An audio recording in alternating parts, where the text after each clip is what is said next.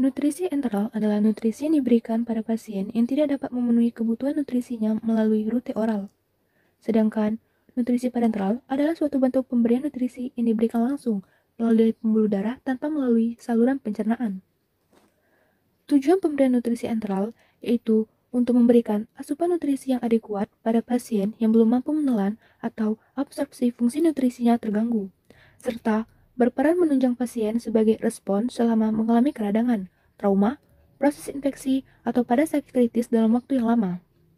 Sedangkan tujuan pemberian nutrisi parenteral yaitu menyediakan nutrisi bagi tubuh melalui intravena, mempertahankan kebutuhan nutrisi, mencegah lemak subkutan dan otot, yang digunakan oleh tubuh untuk melakukan katabolisme energi. Ada beberapa jenis nutrisi enteral. Yang pertama, formula enteral polimerik. Disebut juga formula utuh karena mengandung protein utuh dan zat gizi lain dalam bentuk kompleks. Formula polimerik mengandung zat gizi yang lengkap yang baik untuk sistem digestif fungsional normal. Dapat digunakan di rumah sakit maupun perawatan di rumah. Yang kedua itu formula modular, mengandung makronutrien sebagai komponen zat gizi tunggal ataupun kombinasi. Tujuan pemberian formula modular itu digunakan sebagai suplemen yang dapat menambah densitas kalori atau protein.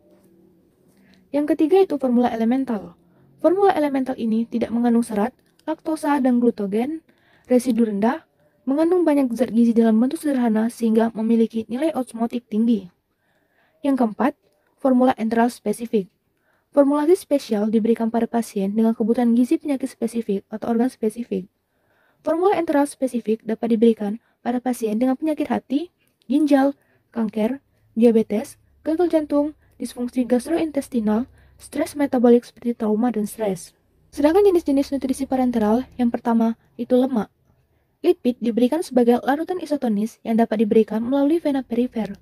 Lipid diberikan untuk mencegah dan mengoreksi defisiensi asam lemak, sebagian besar berasal dari minyak kacang kedelai yang komponen utamanya adalah linoleik, oleik, palmitik, linolenik, dan stearik acids. Yang kedua itu karbohidrat.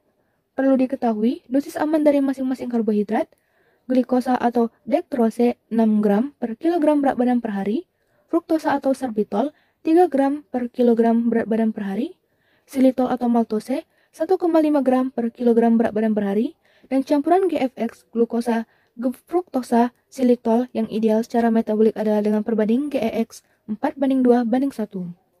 Yang ketiga itu protein atau asam amino. Selain kalori yang dipenuhi dengan karbohidrat dan lemak, tubuh masih memerlukan asam amino untuk regenerasi sel, enzim, dan visceral protein. Pemberian protein asam amino tidak untuk menjadi sumber energi. Karena itu pemberian protein atau asam amino harus dilindungi kalori yang cukup, agar asam amino yang diberikan ini tidak dibakar menjadi energi. Dan jangan memberikan asam amino jika kebutuhan kalori belum dipenuhi. Yang keempat yaitu mikronutrien dan imunutrien. Pemberian kalsium, magnesium, dan fosfat itu didasarkan kebutuhan setiap hari masing-masing yaitu kalsium 0,2 sampai 0,3 mili ekuivalen per kilogram berat badan per hari, magnesium 0,35 sampai 0,45 mili ekuivalen per kilogram berat badan per hari, fosfat 30 sampai 40 milimol per hari, zinc 3 sampai 10 mg per hari. Dan tiga grup nutrien utama yang termasuk dalam imunonutrien adalah amino acids, fatty acids, dan nukleotide. Cara pemberian nutrisi enteral yang pertama itu melalui bolus feeding. Itu pemberian formula enteral dengan cara bolus feeding dapat dilakukan dengan menggunakan NGT atau OGT dan diberikan secara terbagi setiap 3-4 jam sebanyak 250-350 mili.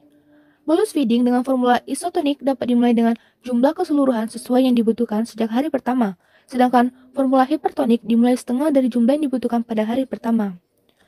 Cara kedua itu continuous drip feeding. Pemberian formula eksternal dengan cara continuous drip feeding dilakukan dengan menggunakan infus pump. Pemberian formula enteral dengan cara ini diberikan dengan kecepatan 20-40 mili per jam dalam 8-12 jam pertama. Ditingkatkan secara bertahap sesuai dengan kemampuan toleransi anak. Pada kasus pemberian formula yang tidak ditoleransi dengan baik, konsentrasi formula yang diberikan dapat diturunkan terlebih dahulu dan selanjutnya kembali ditingkatkan secara bertahap. Sedangkan untuk cara pemberian nutrisi parenteral yang pertama itu dengan nutrisi parenteral sentral atau nutrisi parenteral total. Ini merupakan pemberian nutrisi melalui vena subclavian menuju vena cava superior. kebutuhan nutrisi sepenuhnya melalui cairan infus karena keadaan saluran pencernaan klien tidak dapat digunakan. Cairan yang dapat digunakan adalah cairan yang mengandung karbohidrat seperti triofusin E 1000. Cairan ini yang mengandung asam amino seperti pan-amin G dan cairan yang mengandung lemak seperti intralipid. Cara kedua yaitu nutrisi parenteral perifer atau nutrisi parenteral parsial. Ini merupakan pemberian nutrisi melalui vena median basilica atau vena cefalis dan berujung di vena subclavian. Sebagian kebutuhan nutrisi harian pasien masih dapat dipenuhi melalui enteral. Cairannya yang biasa digunakan dalam bentuk dextrosa atau cairan asam amino.